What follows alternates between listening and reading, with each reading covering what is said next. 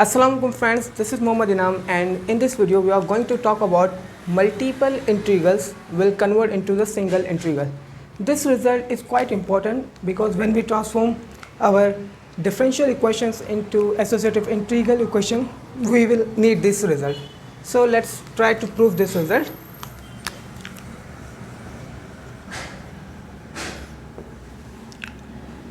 Let assume that I n of x is equals to integration x naught to x minus t n minus 1 y t dt.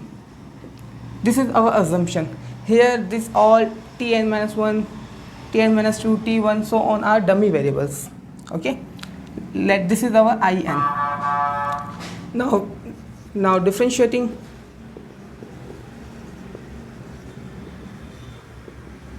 I n of x, so this will be d I n over dx is equals to derivative of this integral x naught to x minus t n minus 1 yt dt.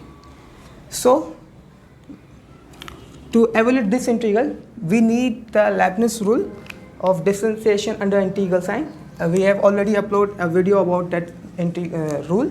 So if you don't know about the rule, you can watch my video. Link is given below in the description. So according to Leibniz rule,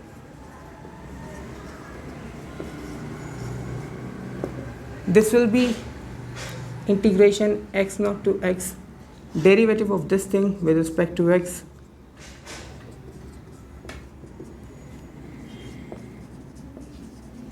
plus function x minus t n minus 1 yt dt at t equals to x. Here the lower limit is constant, so just these terms. So let me rewrite this one. So this will be like, now derivative of this term with respect to x is just x naught to x n minus 1 x minus t n minus t yt dt plus at t equals to x, this term will be 0. So here 0.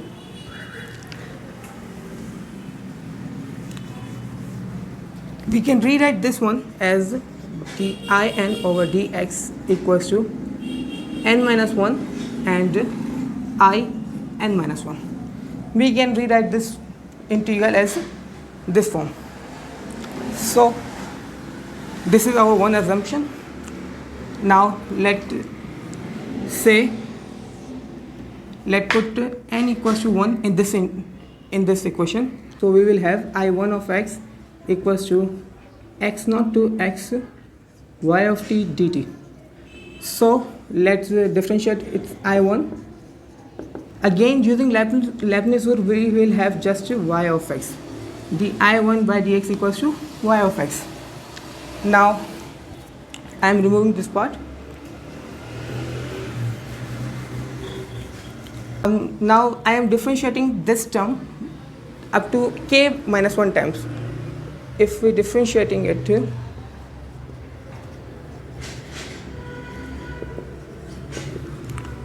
k minus 1 times, we will have dk in by dxk is equals to n minus 1, n minus 2 up to so on n minus k I n minus k, where n is greater than k. This will be the result. So let's k equals to n minus 1, and this will be d n minus 1 I n dxn equals to n minus 1 whole factorial I1. Now again differentiating it one more time, again differentiating it,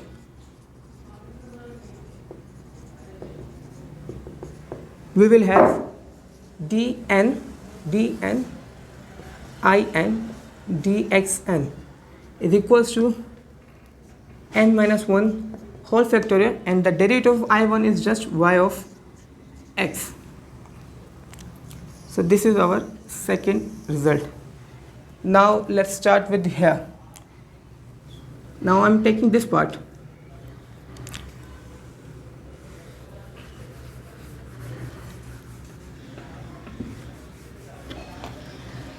If our I1 is I1 of x equals to x naught to x y of t dt.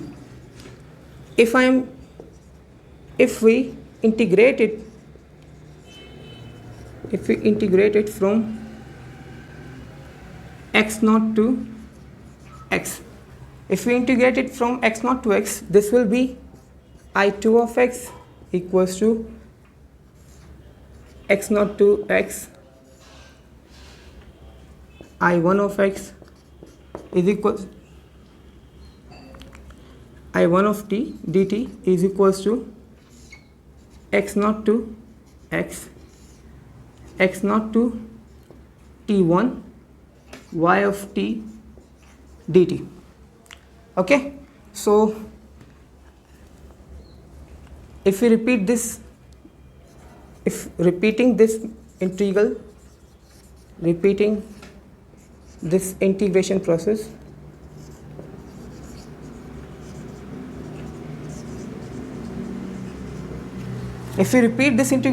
we will have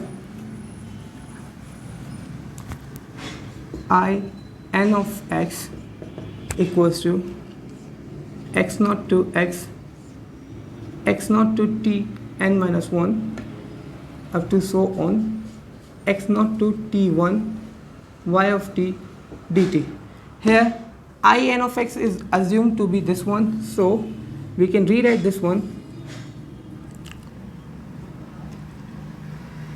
y of t dt and n minus one more term, which is n minus 1 factorial. N minus 1 factorial.